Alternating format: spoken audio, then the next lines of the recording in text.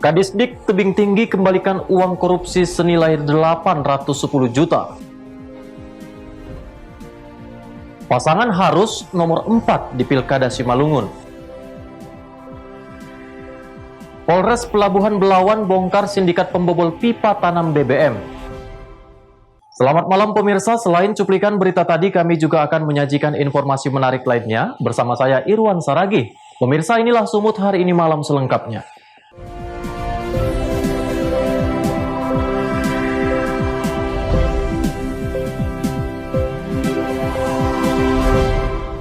Pemirsa, Kepala Dinas Pendidikan Nonaktif Kota Tebing Tinggi, Sumatera Utara mengembalikan uang tindak pidana korupsi pengadaan buku fiktif sebesar 810 juta rupiah.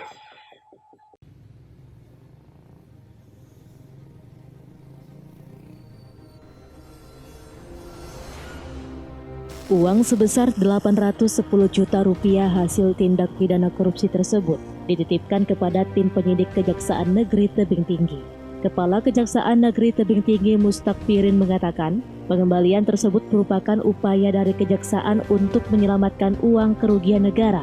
Sebelumnya, Kejaksaan Negeri Tebing Tinggi telah menetapkan 3 orang pejabat di Dinas Pendidikan Kota Tebing Tinggi sebagai tersangka, yaitu Kepala Dinas Pendidikan Nonaktif Kota Tebing Tinggi berinisial PS, Kepala Bidang Pendidikan Dasar sekaligus Manajer Bos Dinas Pendidikan Kota Tebing Tinggi berinisial EE, dan pejabat pelaksana teknis kegiatan berinisial MP. Ketiga tersangka terlibat tindak pidana korupsi pengadaan buku di 77 sekolah dasar dan 10 sekolah menengah pertama dengan nilai proyek 2,4 miliar rupiah yang berasal dari dana alokasi umum Kota Tebing Tinggi tahun 2020. Keterangan para saksi, kemudian dari dokumen-dokumen yang telah kita sita dan keterangan ahli maupun sementara proses dari penghitungan BPKP diyakini bahwa ada tindak pidana korupsi yang dilakukan oleh ketiga tersangka tersebut.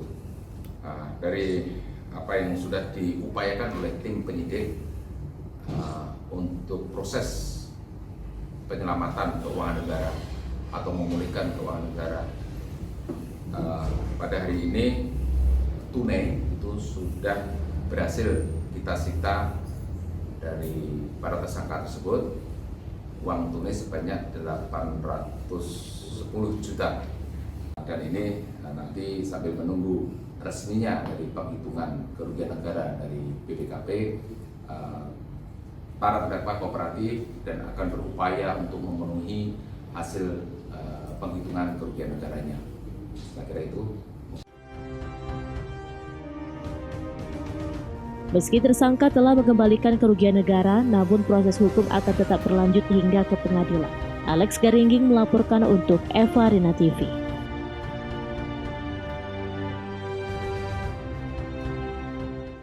Sementara itu pemirsa, Kejaksaan Negeri Tebing Tinggi Sumatera Utara memeriksa puluhan kepala sekolah sebagai saksi pemeriksaan terkait dugaan tindak pidana korupsi proyek pengadaan buku fiktif senilai 2,4 miliar rupiah di Dinas Pendidikan Kota Tebing Tinggi.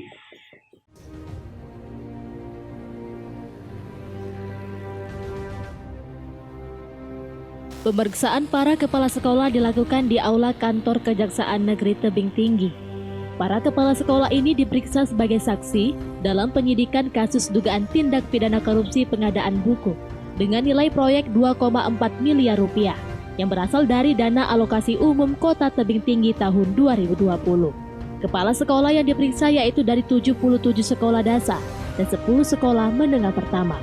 Sebelumnya, Kejaksaan Negeri Tebing Tinggi telah menetapkan 3 orang pejabat di Dinas Pendidikan Kota Tebing Tinggi sebagai tersangka, yaitu Kepala Dinas Pendidikan Kota Tebing Tinggi berinisial PS, Kepala Bidang Pendidikan Dasar Dinas Pendidikan Kota Tebing Tinggi berinisial EE, dan pejabat pelaksana teknis kegiatan berinisial MP. Kemarin sudah kita tetapkan tersangka pada hari Kamis minggu lalu, dan hari Senin kemarin kita lakukan pemeriksaan sebagai tersangka, hari Senin dan Selasa.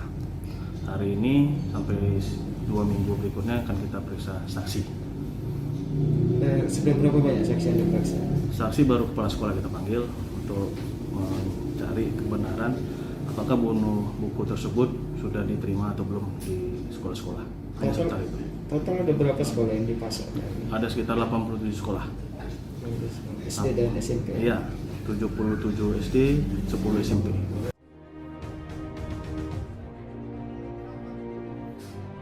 Hingga kini pihak Kejaksaan Negeri Tebing Tinggi belum menahan ketiga tersangka dengan alasan para tersangka kooperatif saat proses pemeriksaan dan berjanji akan mengembalikan seluruh kerugian negara. Alex Garingging melaporkan untuk Eva Rina TV. Informasi selanjutnya, pemirsa, ratusan demonstran yang tergabung dari sejumlah aliansi petani, organisasi masyarakat dan para buruh kembali melakukan aksi unjuk rasa penolakan terhadap rancangan Undang-Undang Omnibus Law Klaster Cipta Kerja di depan gedung DPRD Sumatera Utara.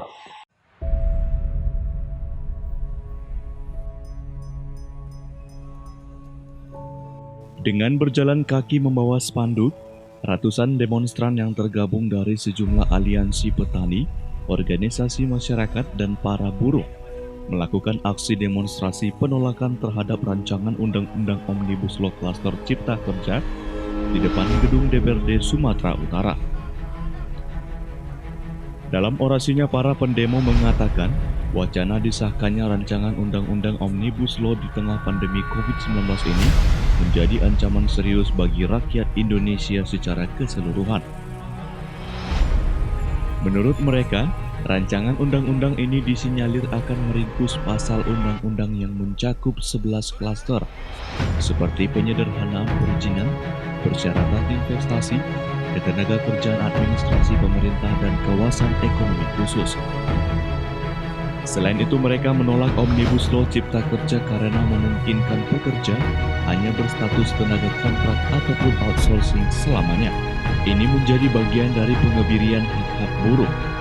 Untuk itu, mereka mendesak Presiden Jokowi untuk mencopot Menteri Tenaga Kerja. Aksi kita hari ini apa, Bang? Tuntutan kita aksi hari ini adalah, ini kawan-kawan aksikan dari Akbar Sumut, Bang.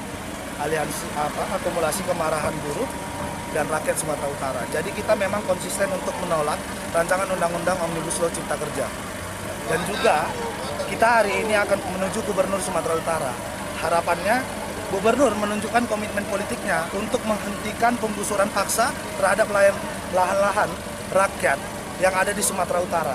Terutama 2 hari ini, seminggu belakangan ini, kita melihat bahwa pemerintah itu melakukan penggusuran paksa menggunakan aparat TNI dan juga Polri di Langkat, di Kecamatan Sewampi. Massa buruh juga mengancam jika tuntutan mereka tak segera dipenuhi, mereka akan berunjuk rasa tiap minggu di depan gedung Dewan maupun di depan kantor Gubernur Sumatera Utara. Wahyu Pratama melaporkan untuk Eva Rina TV. Sumut hari ini masih akan kembali sesaat lagi, tetaplah bersama kami.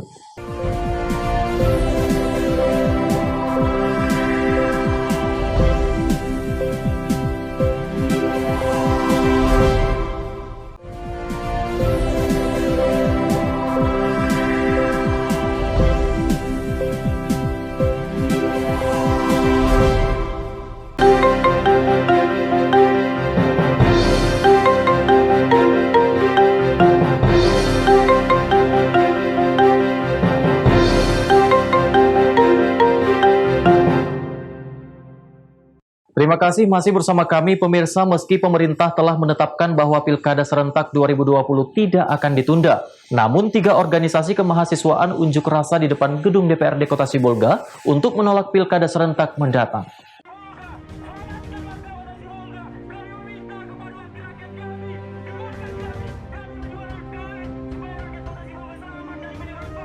Tiga organisasi kemahasiswaan berunjuk rasa menolak pelaksanaan Pilkada Serentak di Kota Sibolga. Dengan membentangkan spanduk berisikan penolakan pelaksanaan Pilkada, para mahasiswa ini meminta agar DPRD dan pemerintah menunda pelaksanaan Pilkada Serentak di Kota Sibolga pada 9 Desember mendatang.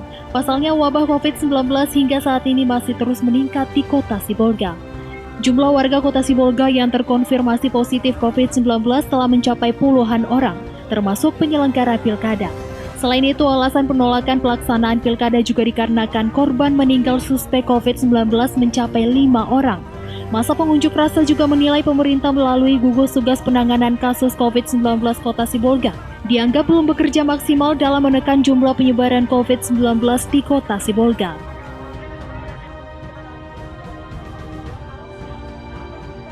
Menurut informasi dari Satgas Penanganan COVID-19 di Kota Sibolga, penyebaran COVID-19 di Kota Sibolga sudah sangat meningkat.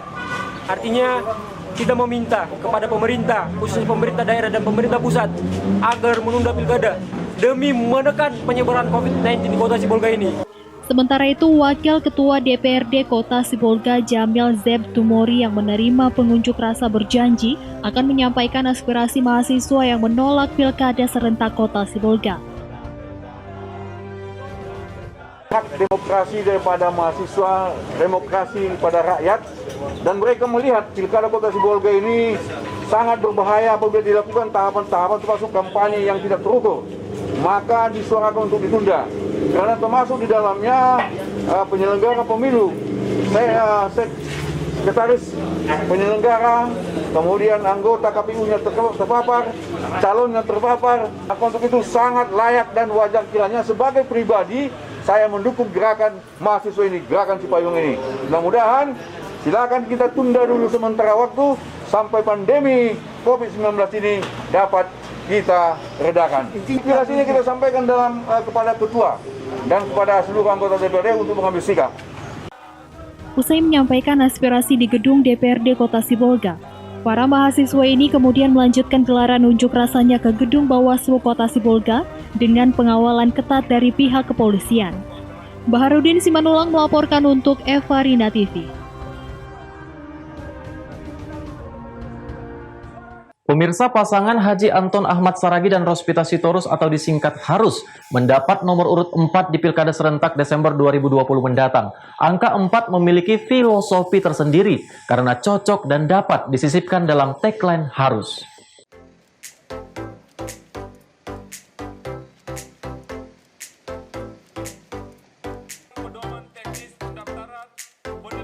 Keempat pasangan calon yang ikut bertarung merebut kursi nomor 1 di Simalungun telah mendapat nomor urut masing-masing. Nomor urut ini nantinya akan menjadi daftar susunan calon bupati dan wakil bupati, sekaligus sebagai sarana untuk melakukan sosialisasi kepada masyarakat serta calon pemilih mereka, dan dasar untuk mencetak surat suara pada pemungutan suara di bulan Desember mendatang. Sebagai salah satu calon, pasangan Haji Anton Ahmad Saragi dan Rospita Sitorus mendapat nomor urut 4. Angka 4 memiliki filosofi tersendiri karena angka 4 cocok dan dapat disisipkan dalam tagline Harus, singkatan dari Haji Anton Ahmad Saragi dan Rospita Sitorus.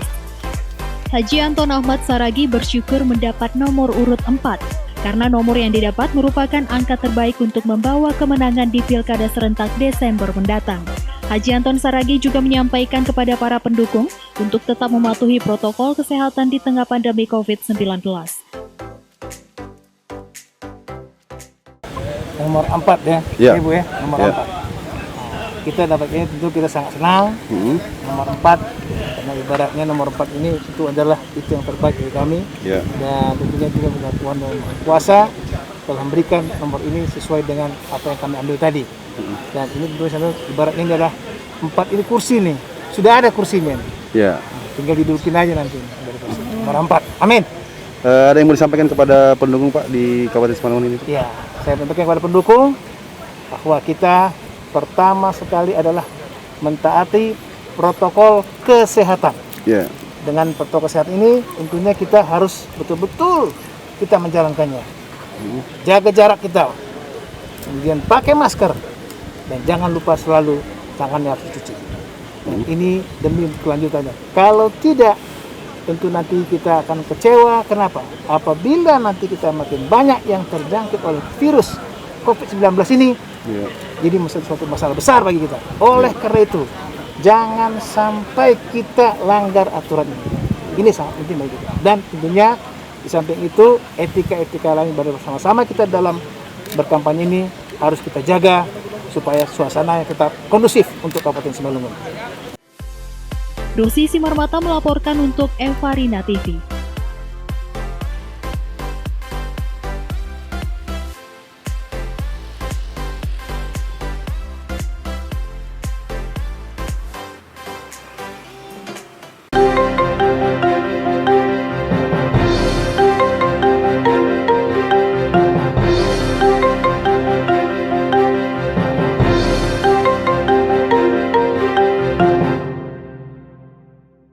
Sementara itu pemirsa, puluhan warga Pinang Damai meminta penanganan kasus penganiayaan yang melibatkan anggota DPRD Labuhan Batu Selatan berjalan sesuai fakta dengan melakukan rekonstruksi ulang dan melibatkan saksi-saksi yang berada di lokasi perkara. Bahkan mereka meminta kasus ini dapat selesai secara kekeluargaan.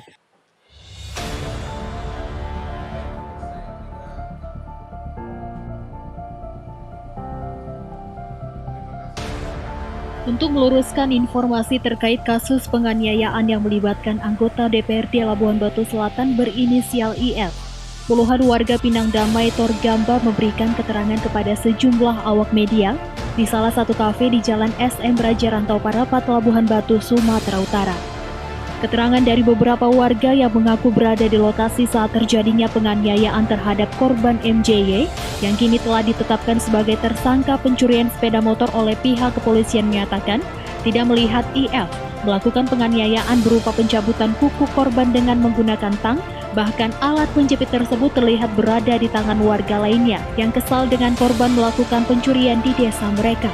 Salah seorang warga Pinang Damai menyebutkan pihaknya berharap dapat dilakukan rekonstruksi ulang dengan melibatkan masyarakat yang saat kejadian berada di beberapa lokasi penganiayaan sehingga kasus tersebut sesuai dengan fakta. Dirinya juga berharap kasus ini dapat selesai secara kekeluargaan sebagaimana kebiasaan yang terjadi di desa mereka.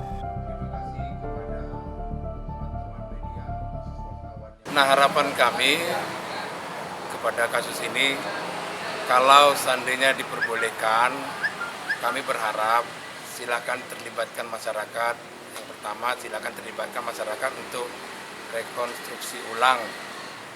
Dan kami berharap kedua belah pihak yang bertikai antara imam dan Jebri dihadirkan.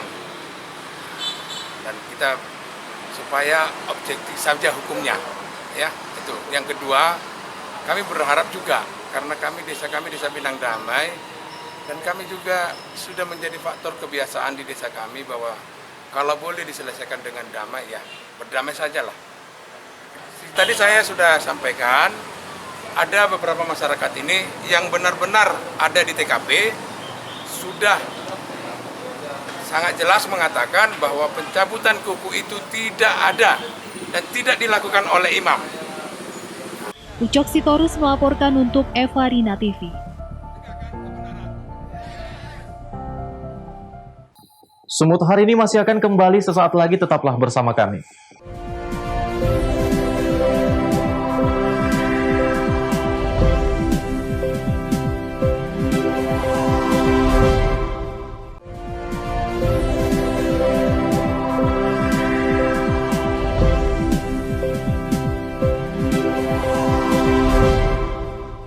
Terima kasih Anda masih bersama kami. Pemirsa, Polres Pelabuhan Belawan membongkar sindikat pencurian bahan bakar minyak di jalur pipa tanam skala besar yang diduga milik PT PLN di pesisir Belawan. Meski pelaku berhasil kabur, namun petugas menyita sejumlah barang bukti dari rumah pelaku.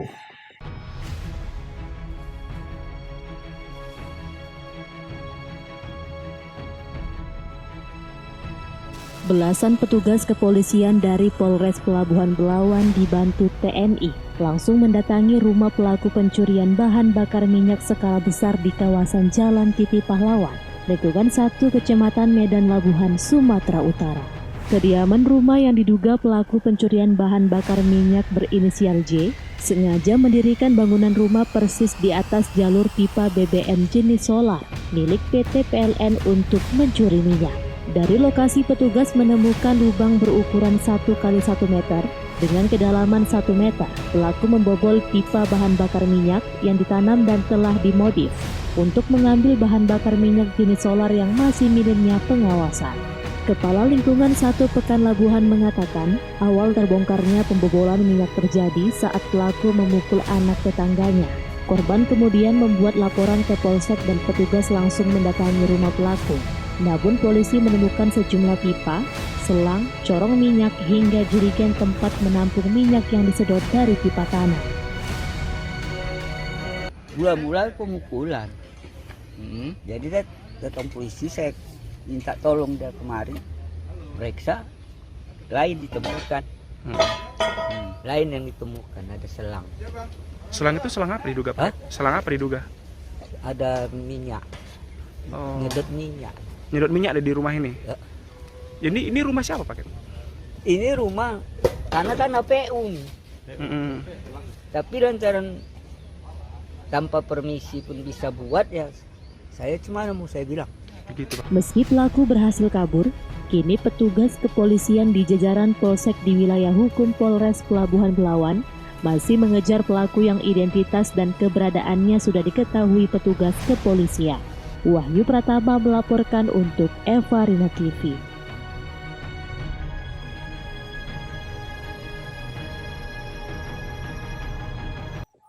Informasi menarik lainnya pemirsa, untuk mencegah penyebaran COVID-19 di Pulau Dewata, Bali, seiring dengan pemulihan sektor pariwisata di masa pandemi, pemerintah provinsi mulai memberlakukan transaksi non-tunai di tempat wisata dan pasar di seluruh Bali. Pemprov Bali bersama Bank Indonesia ingin memberikan metode transaksi modern, aman, dan nyaman.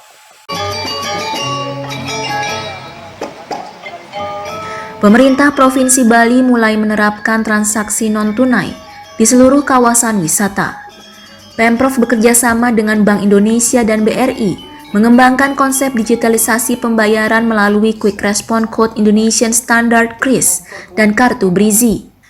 Kepala Perwakilan Bank Indonesia Provinsi Bali Trisno Nugroho dalam acara digitalisasi pembayaran kawasan wisata di Tabanan Kamis 24 September mengatakan, langkah ini diambil untuk memutus penyebaran COVID-19, serta sebagai penerapan adaptasi kebiasaan baru di sektor pariwisata. Selain itu, digitalisasi pembayaran tidak hanya berlaku untuk tempat wisata, namun juga diterapkan di 141 pasar di Bali. Pemprov juga akan menyediakan sarana bagi para pedagang pasar dan pelaku UMKM untuk memasarkan produknya secara daring melalui pasar.co.id. Itu ada cara pembayarannya juga, dan juga dekat-dekatnya bayarnya bisa pakai QRIS, bisa pakai transfer. Saya kira ini model yang bagus sekali ya. Ini kan kayak pasar virtual yang lama, yang panjang. Trisno menambahkan untuk kembali menggerakkan sektor pariwisata di Bali, tentunya harus mengedepankan protokol kesehatan dan juga menerapkan metode transaksi modern yang membuat wisatawan merasa aman dan nyaman. Dari Tabanan, Bali, Pandey Yuda, Kantor Berita Antara, mewartakan. Pemirsa, demikianlah rangkaian informasi dalam Sumut hari ini malam. Saya Irwan Saragih, mewakili kerabat kerja yang bertugas pamit undur diri. Terima kasih atas kebersamaan Anda dan sampai jumpa.